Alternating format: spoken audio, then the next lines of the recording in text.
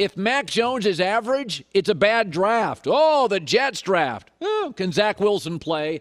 Or is he completely overwhelmed for 2 years, my prediction, in the best defensive coach division in football? I'm not going to make grades on drafts. I mean, these teams that drafted quarterbacks, if your quarterback doesn't work, it's a terrible draft. Chicago's could be a great draft, or it could be terrible, so I'm not going to waste time. Now, I will say this. My job is to give you as potentially accurate an evaluation as I can. So what I've done, anybody that's listened to me, Joy's been here, what I do every Monday after the draft, I think has a much greater chance to be accurate. I take your top 2 or 3 top free agents, your top 2 or 3 draft picks, and then those guys, it's a much greater chance they hit. And I thought there was 3 teams that got an A+, and they were already really good rosters. I thought the Cleveland Browns get an A+ for their offseason. The LA Chargers get an A+ for their offseason. And the Kansas City Chiefs get an A+ for their offseason. So let me explain. Cleveland's already got a nice roster. They made the playoffs and they won a playoff game. But their back end was awful.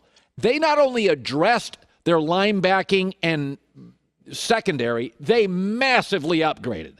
That was as good a weekend as the Cleveland Browns have ever had in terms of addressing more of their issues. So you get Jadeveon Clowney, Troy Hill, John Johnson. These guys have played in the league. These are grown-ups. These are men, not boys in the NFL. Then you go get a corner, Greg Newsome, who I had going in the first round earlier than they got him, and maybe the linebacker from Notre Dame. So what you get here is a mix of veterans. You get a mix of youth. You get guys who have called plays. John Johnson for the Rams has been calling plays for a defense. You get grown-ups, kids, and you attack your one weakness. And I already know you got a good coach and can win a playoff game because I saw it last year. That is an A+ off season. You had a weakness. You solved it with veterans and draft picks, not just kids. I don't want to hear, we drafted 9. You got it. Most GMs in trades don't want 9 picks because half of these guys don't pan out. So Cleveland, A+. Let's go to the Chargers. Really good roster, but a bad O-line. Not only did they solve their O-line, it could be as good as any not named Kansas City or maybe the Colts in football. Corey Linsley, Pro Bowler. From bad at center to a Pro Bowl center. Then they got Rashawn Slater, Asante Samuel, and Josh Palmer. Josh Palmer is going to be the surprise third-round pick in the draft. Had a bad college quarterback. Kid's a stud. So they attacked with Justin Herbert. They attacked their weakness, got a Pro Bowl center, many graded the top left tackle, and then they got the best corner drafted in the second round. And again, Jared Cook, Corey Linsley, and the Steelers, I didn't put it here, but they got a Steeler guard as well. Major upgrade. And it's not just upgrading for any quarterback. It's upgrading for Justin Herbert. They already have good weapons. And the team that's not getting mentioned that had a great offseason is the Kansas City Chiefs. Andy Reid and Patrick Mahomes, what do they need to make it work? A good quarterback. Check. Mahomes. A good offensive line. That was a huge issue in the Super Bowl. They not only made their offensive line great, they added depth. They got Orlando Brown, Pro Bowl left tackle. Joe Tooney, Pro Bowl guard. Kyle Long out of retirement. Austin Blythe, top 10 center. Then they drafted Creed Humphrey from Oklahoma, the best center. Now they have 2 legitimate elite centers. Their weakness linebacker, they got Nick Bolton, who I thought should have been drafted higher. These are playoff teams already. These are good rosters already that had a hole. And the Browns attacked their linebacker and secondary. The Chargers attacked their offensive line. What the Chiefs did to their offensive line is beyond attacked. Sharknado.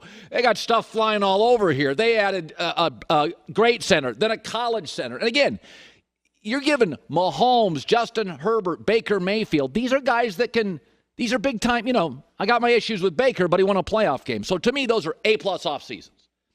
Stefanski won Coach of the Year.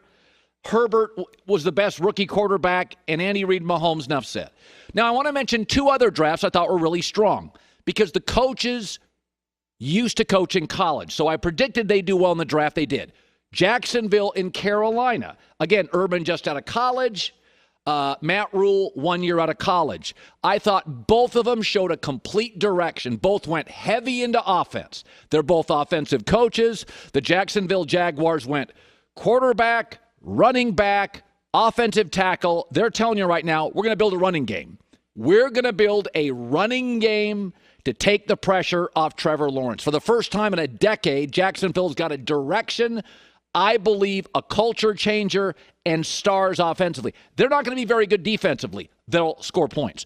Same thing for Carolina. They're not going to be a great team. But they went out and said, we're going to get hyper-athletic at quarterback Sam Darnold. They got the best corner in the draft, and then look what they did. Wide receiver, left tackle, tight end. I'll say this, Chuba Hubbard is going to be potentially the steal of the draft. So I don't think those off seasons are as good as the Chiefs, Browns, Chargers, but these teams, these offensive coaches said, we're going to be explosive. Now, if you want me to just trade best draft, I don't do it because I don't know what your 5th, 6th, 7th round guys are going to be. But I will say the Miami Dolphins on sheer draft, 5 picks, 4 could be high-end starters, and Hunter Long may eventually start at tight end. I thought Miami, in terms of just drafting, I love their draft last year mostly, too. But Jalen Waddle now gets to play with his college quarterback. So the 3A plus off seasons, Browns, Chargers, Chiefs. The two teams where the college coaches with an offensive background clearly head in the offensive direction.